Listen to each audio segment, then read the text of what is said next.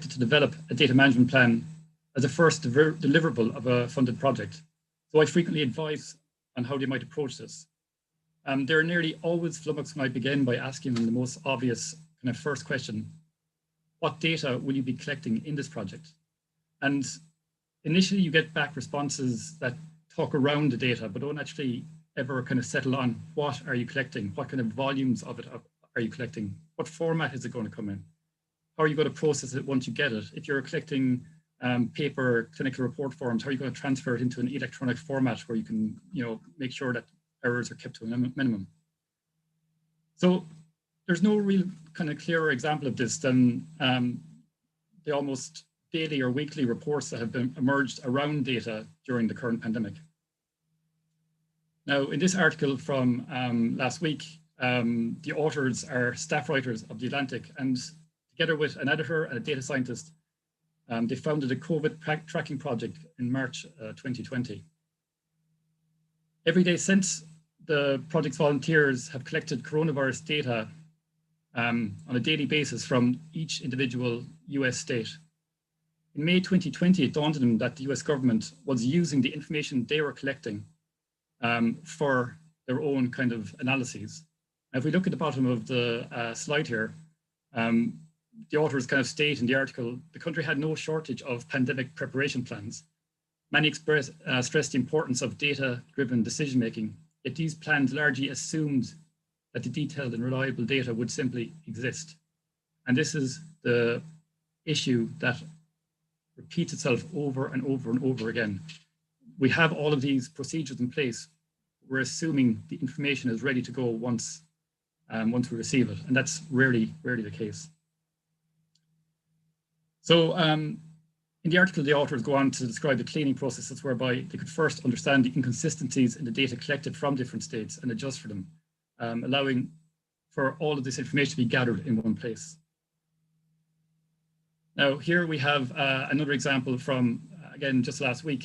And while I can't read Spanish, Google Translate will help me out here to say that in Spain, they realized that an error in infant mortality due to coronavirus was down to the fact that 103-year-olds were being counted as 3-year-olds.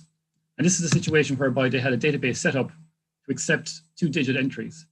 And sometimes we have people that live beyond 99. And so for those individuals who might have passed away from coronavirus, the last 2 digits were being recognized as the entry. So 03 of the 103-year-old was being counted as a 3-year-old. And again, unless you have procedures in place to check up on these errors, they're going to fall through the cracks. And only kind of after the event do we discover it. And this has been a big problem. So, due to time constraints, I've deliberately omitted some Irish examples from these slides. But if you're a regular viewer of Primetime, you'll understand what I'm talking about. So in this talk, I'm going to outline my own approach to addressing this issue at a postgraduate level for university students. And the overriding theme of my approach is all down to simplicity. So, I'm not particularly familiar with poetry. The Rime of the Ancient Mariner, I think, though, is one of those that we all know 1 or 2 lines. So water, water everywhere, or any drop to drink.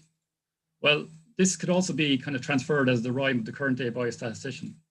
So day after day after day, we stuck nor breath nor motion, as idle as a painted ship upon a painted ocean. This is data import. And it's kind of summed up here by Hadley Wickham, who is a chief scientist in RStudio, who is a software program that I'll be referring to later in the talk.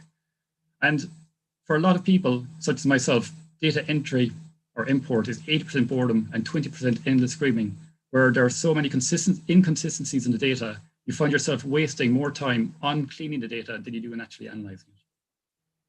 We continue on with the poem then, water, water everywhere.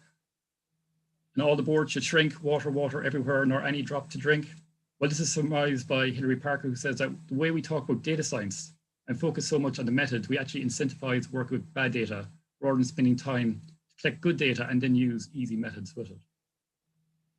And then we can conclude with the very deep did rot, O Christ, that ever this should be, yeah, slimy things that crawl with legs upon the slimy sea. So the principal statistician with the CROC, my direct boss, Darren Daly, has kind of summed this up in a tweet a couple of years ago, whereby his career started by looking to use advanced methods to answer questions he was interested in, which then kind of altered somewhat to using simple methods to answer questions others were interested in. And this progressed then to helping other people correctly use simple methods. And finally, I think the straw that broke the camel's back is the data. He just wants people to enter data correctly. And this is just repeating itself over and over again.